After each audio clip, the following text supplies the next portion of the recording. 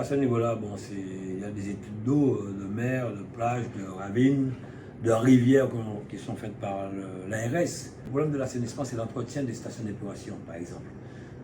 Aujourd'hui, il y en a 3 qui fonctionnent parce qu'il y a un moment où il y a eu un dysfonctionnement de l'organisme qui s'occupe de cela. Mais je sais qu'actuellement, nous sommes sur ces stations pour pouvoir réparer et mettre en place un bon service en matière d'assainissement.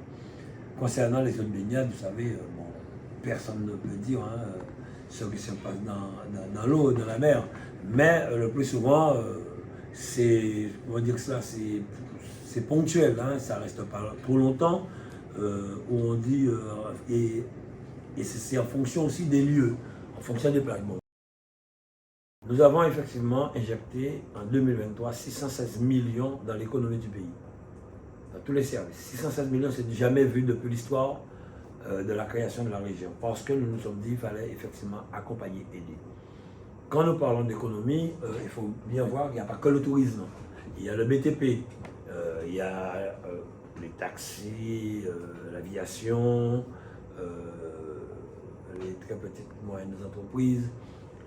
Nous avons de gros chantiers qui ont permis aux entreprises de pouvoir travailler, notamment l'hippodrome d'Anse-Bertrand pour plus de 32 millions.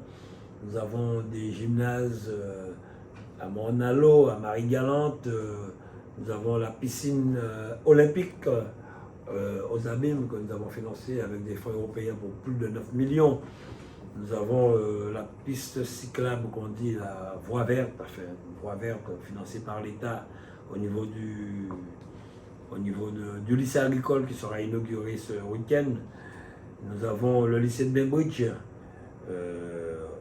que nous sommes en train de livrer actuellement pour plus de 101 millions et nous allons présenter le projet du futur lycée pour 81 millions. Donc tout cela, c'est injecté de l'argent dans l'économie du pays. Les stades que nous reprenons, notamment à Port-Louis, pour plus de 6 millions, le stade de Grand-Beau de Marie-Galante, le stade de Petit-Beau, des pistes d'athlétisme en matière d'investissement en matière de sport, on fait un gros travail. Au CREPS, vous avez la salle d'haltérophilie, le terrain de rugby qui portera le nom de Mastaro, et bien d'autres que nous accompagnons. Les city-stades que nous avons installés dans toutes les communes de la Guadeloupe, quand vous avez par exemple 30 city-stades à plus de 250 000 euros, faites le total. Donc ça c'est injecter de l'argent dans l'économie du pays. Accompagner les pêcheurs, accompagner l'agriculture, accompagner les maraîchers, c'est le rôle de la région, donc c'est tout à fait normal aujourd'hui. L'autre chose maintenant, c'est le coup de pouce énergie que nous avons mis en place. Aujourd'hui, 36 000 familles ont reçu cette aide de 220 euros. Nous avons mobilisé 12 millions pour accompagner les familles guadeloupéennes. Dans le cadre du bouclier qualité-prix, c'est plus de 6 millions que la région a dû sortir pour soulager le portefeuille des Guadeloupéens. Du territoire actuellement. Moi, comme vous le dites, ce n'est pas notre compétence à la région, mais tout Guadeloupéen, pour moi, est concerné par la sécurité. Nous avons un travail important que nous faisons pour pouvoir diminuer cela. À une époque, on m'appelait Monsieur Sécurité quand j'étais maire, parce que avec des mesures mises en place dans ma commune de Bémaro, nous avons pu baisser la délinquance de plus de 72%. Et j'y pensais encore hier et avant-hier, hier et avant-hier même, avec ce carnaval qu'on a eu hier à Bémaro, où en globalité, dans sa globalité, ça s'est bien passé.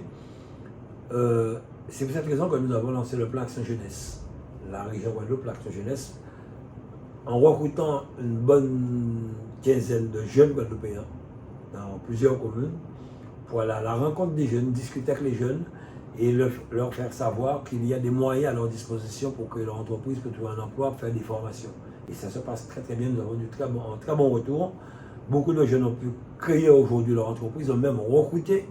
Et dans le cadre de ce que je vous disais, nous avons l'emploi tremplin qui encore accompagne ces jeunes qui commencent dans l'entreprise à pouvoir payer des jeunes avec une aide de 12 000 euros sur 3 ans, 4 000 euros par année. Et être sur le terrain, c'est le rôle de cette équipe du PAGE pour sensibiliser ces jeunes sur la violence, la délinquance, la sécurité qui règne. Beaucoup de personnes me le demandent. Vous savez, j'ai fait moins de 16 ans à la tête de la ville, 15 ans et 7 mois à peu près. Je pense qu'il faut à un moment savoir passer la main, mais accompagner. Je ne pense pas. On ne sait jamais dans la vie, hein, il faut le dire, hein, on ne sait jamais dans la vie. Mais je ne pense pas. Je pense qu'il y a une nouvelle génération qui arrive. Le mieux pour moi serait de les accompagner, de les soutenir. Je pourrais toujours rester un élu. Je suis conseiller municipal. Je pourrais toujours rester un élu ou un conseil. Hein. Je pense qu'à un certain moment, il faut savoir se retirer, laisser la place aux jeunes, mais surtout les accompagner, ne pas partir et rester de son coin. Après quand même plus de 30 ans, 89, on aspire à vivre, on aspire à faire autre chose. Mais moi, ce que je souhaiterais, c'est vraiment accompagner une nouvelle génération de politiciens, surtout par la formation, la connaissance un peu de la gestion des collectivités. Je me suis rendu compte que beaucoup de personnes ne maîtrisent pas cela. Mais je serai toujours aux côtés de Bemao. Je pense qu'il y a un moment, j'ai beaucoup donné, il y a un moment, il faut savoir sortir bien. Sortir et dire bon, on arrête, on a bien fait, on arrête. Voilà.